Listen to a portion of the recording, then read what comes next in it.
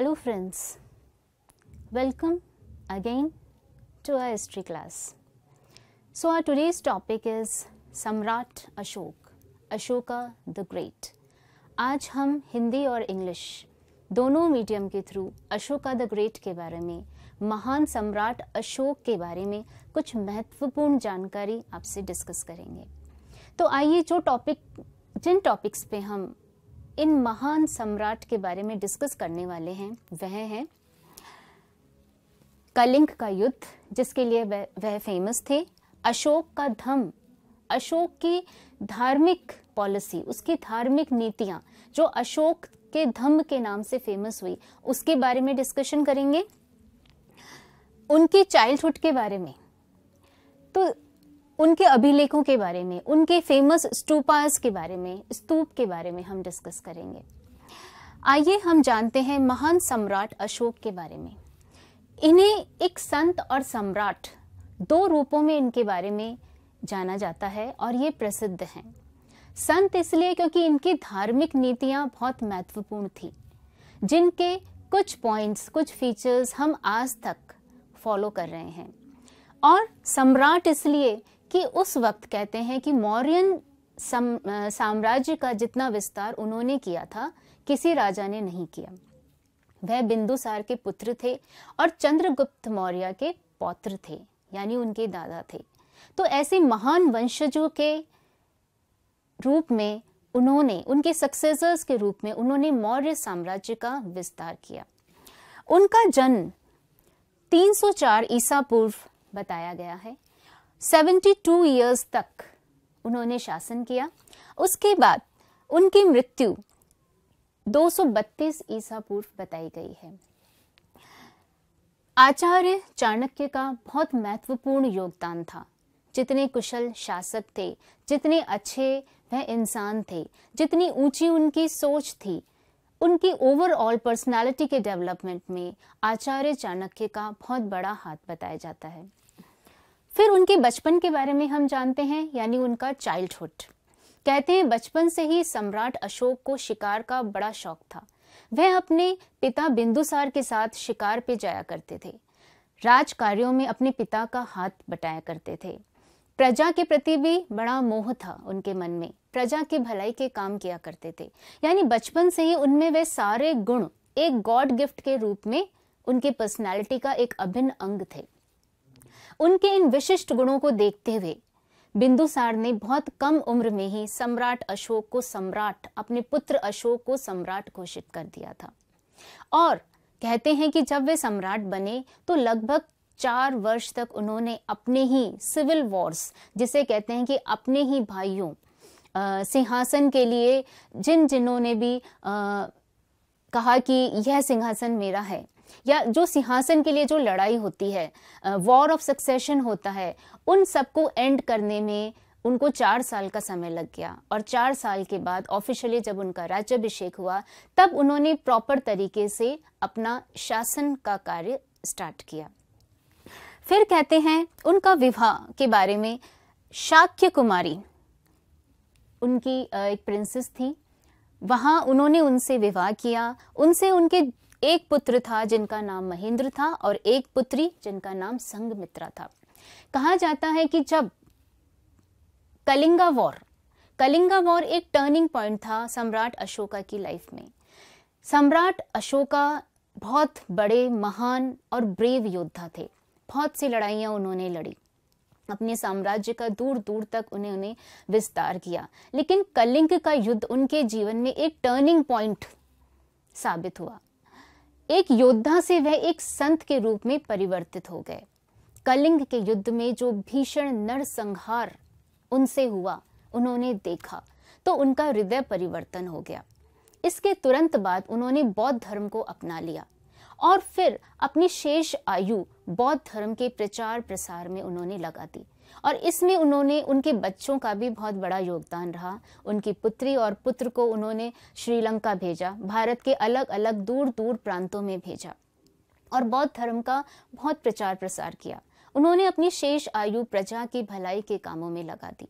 तभी से यह कहा जाता है हमारे भारतीय इतिहास में सम्राट अशोक को संत और सम्राट दोनों की उपाधियों से विभूषित किया जाता है। आइए अब जानते हैं अशोक के धम्म के बारे में। कहते हैं एक राजा से ज्यादा, एक योद्धा से ज्यादा वह अशोक का धम्म, इस नाम से सम्राट अशोक ज्यादा फेमस थे, ज्यादा उनको प्रसिद्धि प्राप्त थी। अब अशोक का धम्म, इसकी डेफिनेशन क्या है, इसका उद्देश्य क्या है और इसके सिद्धांत क्या है, इनके बारे में हम जानते हैं।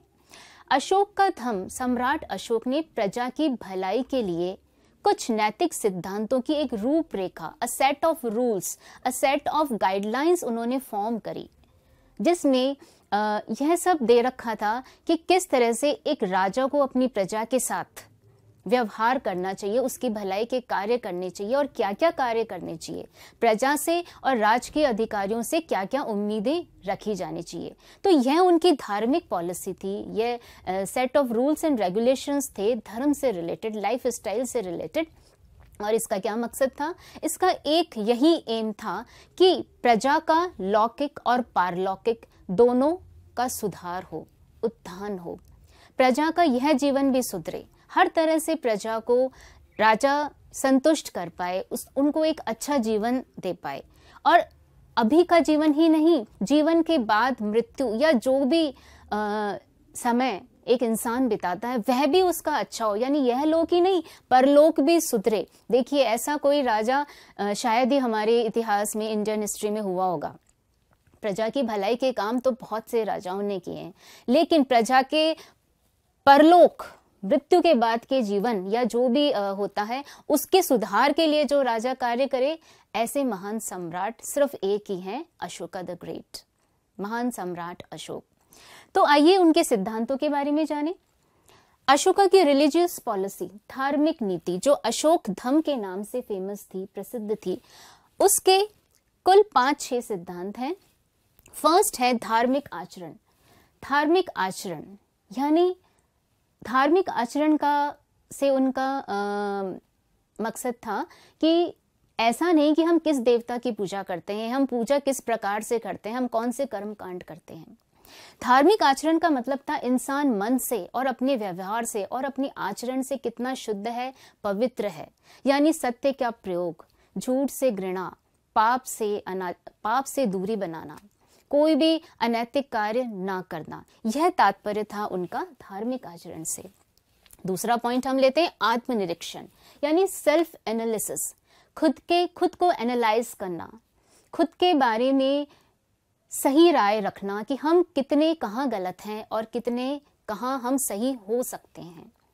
तीसरा था निषेधात्मक रूप, यानी ऐसी कौन सी बातें हैं, ऐसी कौन सी डीमेरिट्स हैं या वाइसेस हैं या दुर्गुण हैं जो हमें नहीं अपनाने चाहिए, जिनसे हमें दूर रहना चाहिए। फिर चौथा पॉइंट आता है उत्तम गुणों को ग्रहण करना, यानी कौन सी ऐसी मेरिट्स हैं, कौन सी ऐसी अच्छी बातें हैं जो इंसान को, प्रजा को, उनकी प्रजा को फॉलो करने चाहिए। धार्मिक सहिष्णुता यानी रिलीजियस टॉलरेंस, यानी सभी धर्मों के प्रति समभाव रखना, आदर का भाव रखना। अहिंसा मोस्ट इम्पोर्टेंट, जिसके अहिंसा के पुजारी हमारे बापूजी राष्ट्रपिता महात्मा गांधी भी थे। उनसे पहले यह नीति अहिंसा की जो पॉलिसी ऑफ नॉन वायलेंस है, हमारे सम्राट अशोका ने बहुत समय पहले ही इसे स्टार्ट कर दिया था। वह भी अहिंसा के पुजारी थे। कहा जाता है कि उन्होंने अपने राज्य में पशु बलि, जो बहुत कॉमन थी उन दिनों मौर्य साम्राज्य में, उस पर प्रतिबंध लगा दिया गया था। ऐसे कर्म कांडों पर, ऐसे यज्ञों पर, ऐसी पूजा पाठ पे जो ब्राह्मणवाद जब उस समय बहुत जोर शोर पे था और पशु बलि, मनुष्य बलि को पूजा का, धर्म का एक अभिन्न अंग माना जाता था, उन्होंने इस कुप्रथा को बंद करवा दिया। Strict against rules and regulation, legally उन्होंने इस कुप्रथा को बैन करवा दिया। वह अहिंसा के पुजारी थे, वायलेंस के सख्त खिलाफ थे। देखिए कितनी इंटरेस्टिंग बात है, जो सम्राट अशोक तलवार उठाने से पहले सोचता ही नहीं था कि उसके सामने मनुष्य है या पशु, वह सम्राट अशोक जो युद्ध के अलावा कुछ सोचता ही नहीं था, जो इतना निपुण योद्धा था, कहते हैं उसके टक्कर का कोई था ही नहीं। तो ऐसे निपुण योद्धा का इस प्रकार एकदम अपोजिट तरीके से उसकी पर्सनालिटी में ट्रांसफॉर्मेशन होना एक बहुत ही बड़ी और अहम बात है इनके बारे में। तो यह थे अशोक का धम्म, जिनमें बहुत ही जनरल और कॉमन पॉइंट्स हैं, एक मेरिट्स, एक system of set of rules and regulation है जो हमें फॉलो करने चाहिए। ओके अब कहते हैं कि इनके 33 अभिलेख थे, इंस्क्रिप्शंस थे, और स्टूपास इनके 2 फेमस थे, एक मध्य प्रदेश में सांची स्टूपा, एक वाराणसी के निकट है सारनाथ का स्टूपा। इनसे हमें जानकारी मिलती है कि महान सम्राट अशोक को महान क्यों कहा जाता है। उन्होंने अपने शासनकाल में, जो कि लगभग 40 वर्ष का था और उनकी आयु लगभग 72 ईयर्स 72 वर्ष मानी जाती है, इस टाइम पीरियड में उनके जीवन में क्या क्या अहम परिवर्तन आए, किस तरह से वह संत सम्राट, इस तरह की उपाधियां उन्हें दी गई और इस लायक वह बने, इन सब के बारे में हमें महत्वपूर्ण जानकारी मिलती है। अब कहते हैं,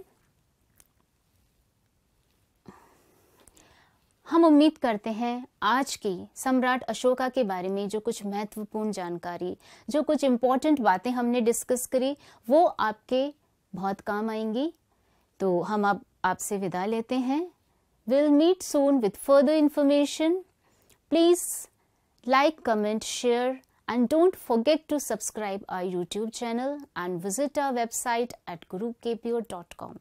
Thanks for watching this video. Stay fit, stay healthy, keep smiling. Thank you.